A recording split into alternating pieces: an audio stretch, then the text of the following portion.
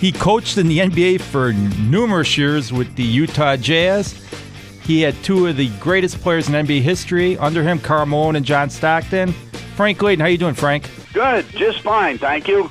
What do you think about these NBA Finals? You got Dallas playing Miami. Are you rooting for Dallas, Miami, or you don't care who wins? I'm not rooting for either one. I hope that it's very competitive. But I would have this to say about the playoffs, the finals, not the playoffs as such, but in particular the finals. I don't like the 2-3-2 format. I think it's unfair, and I think it's. I know it accommodates It was put in to accommodate the press and the TV people and what have you from going across the country and what have you. But I think that it's too much an advantage to the team that starts off, and of course it puts a lot of pressure on tonight's game. The second game of a playoff like that becomes, any playoff, it becomes important. But if you don't win, wow, then you got to go over and win 3 games at your place, which is very, very tough in the NBA. So you'd like to see 2-2, 1-1-1? Yes. Yeah, I think that's a lot fairer, and I think it's just too much of an advantage. However, with that said, there's nothing we can do about it. It's done, I guess, for commercial reasons, but so be it. Let's move on. So what do you make of Shaquille O'Neal's retirement? Well, you know what? Of course, I like Shaquille O'Neal. I think he's a character. I think he was good for basketball. And when you look back, I think a lot of people, I was on a couple of shows yesterday in which people said, what do you think about him? And it's kind of interesting that I get the opinion that people think he never played up to his potential. They talked about his conditioning and his lifestyle and what have you. However, here's a guy who plays 19 years and has 4 rings and was entertaining as well. So I think it hurts us to lose him, but it has to come sooner or later.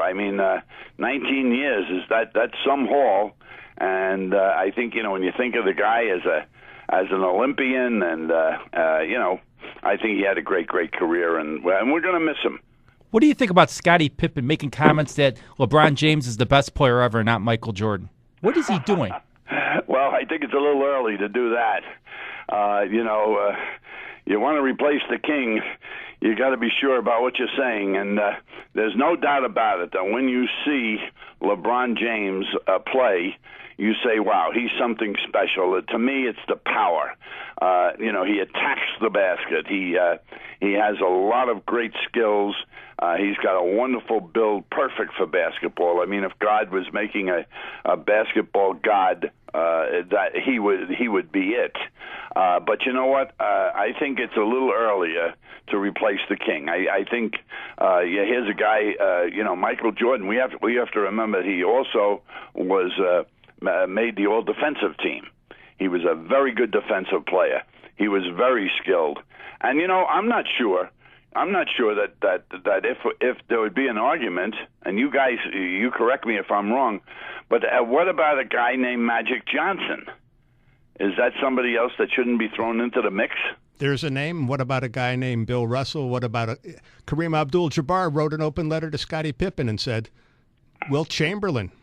Yeah, and it's tough to argue against Wilt being. Yeah, it is. And the one thing I remember about Wilt Chamberlain was that if he wanted to do something, and again he gets kind of the rap that Shaquille O'Neal gets, that people always look and say what he would have done if he had the killer instincts. But the game was very easy for him. When they said, "Oh, he can't shoot," he scored 100 points. He can't pass. He lead the league in assists. He can't rebound. He'll rebound. He was such a talented player. But we run into this difficulty, and basketball more than any other sport, I think. Baseball, somewhat. Football, no doubt about it. The size of the athletes are bigger, stronger, faster. But in basketball, it goes in almost 10-year cycles. The Sporting News called me and asked me to play a role with some special edition they're putting out about the greatest players, the greatest games ever played, the greatest teams ever played. And, it's hard to say, well, Bill Russell is the greatest. Bill Russell today might not be the same as he was then. I certainly would put him right up there at when he played. He was the best player, but that was a long time ago, and I don't know how he would fare today. I don't know how some of the players we have today would have fared then. One of the things that I'm critical of, and I see more and more happening, it was sort of a stunt when they put in the three-point shot. And the ABA did it, and then later on the NBA adopted it because it was something that they thought would make the game more exciting, would open the game up. But I'm not sure that it hasn't run its course. I think that there's too many three-point shots taken, and perhaps it has affected the style of play. And certainly the style of play is a lot different now than it was when Russell played or Cousy played or even going back a few years, back into the early 80s or late 70s. I talked to Dick Motta the other day, and Dick Motta says he hasn't watched a game this year. He doesn't like the style of play. Yeah, I hear that with a lot of people. I don't know what it is about basketball. I think people love basketball, but we almost have two major leagues. We have the college game and the Final Four, and they've done a great job of pushing that. It seems that people out of the region, in other words, I can root for college basketball, even though I may not live in an area in which we have a major team or what can happen. I was just up in the middle of New York. I spent 8 days up in the Cooperstown area. And we would go out at night and say, hey, you're going to put the game on, and they'd have the Mets game on. I mean, the people, it was the NBA playoffs. People living in those areas outside of where there is Major League Basketball really aren't as interested. But that doesn't happen in baseball. I mean, there may be more interest if the Red Sox or the Yankees play or what have you, or the Dodgers, but generally speaking, when the World Series comes, everybody's tuned into the World Series. I don't think everybody is tuned into the NBA playoffs. I really don't. And, it's interesting that Dick Motta, because I thought he was one of the great coaches of all time. And he is really a tacticianist, and that he doesn't like the game, then we got to investigate what we're doing. One time, Pat Riley and I proposed an idea that it got laughed at. But one thing, I think the season's too long. I think we drain these athletes. It looks to me like sometimes in the playoff, these teams look tired to me. If not the whole team, certainly certain players. So this is what we suggested, that you play 30 games prior to Christmas. Then you take a break. Now, of course, what happens is, and then the following Christmas, we'd play another 30 games, and we divide it into 2 seasons, the way some minor league baseball teams operate, how you'd have a fresh start after Christmas.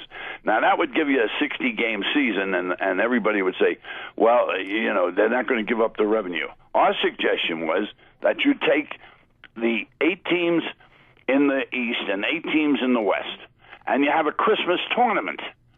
And you play in Madison Square Garden, and you play in the Staples Center in California, and you have a tournament, and you have extra prizes for the players and what have you.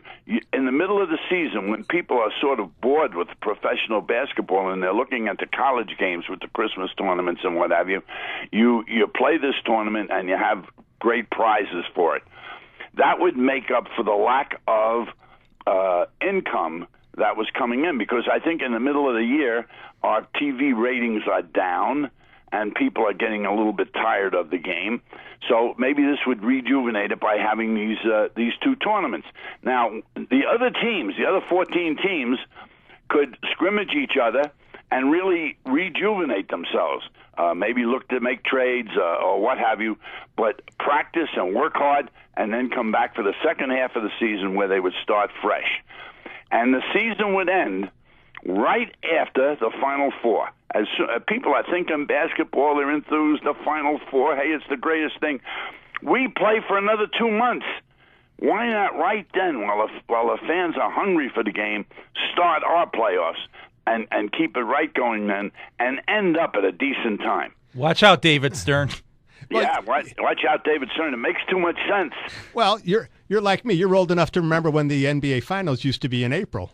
Yeah, I mean, we're going to be in the middle of the baseball season, and the baseball season's long enough.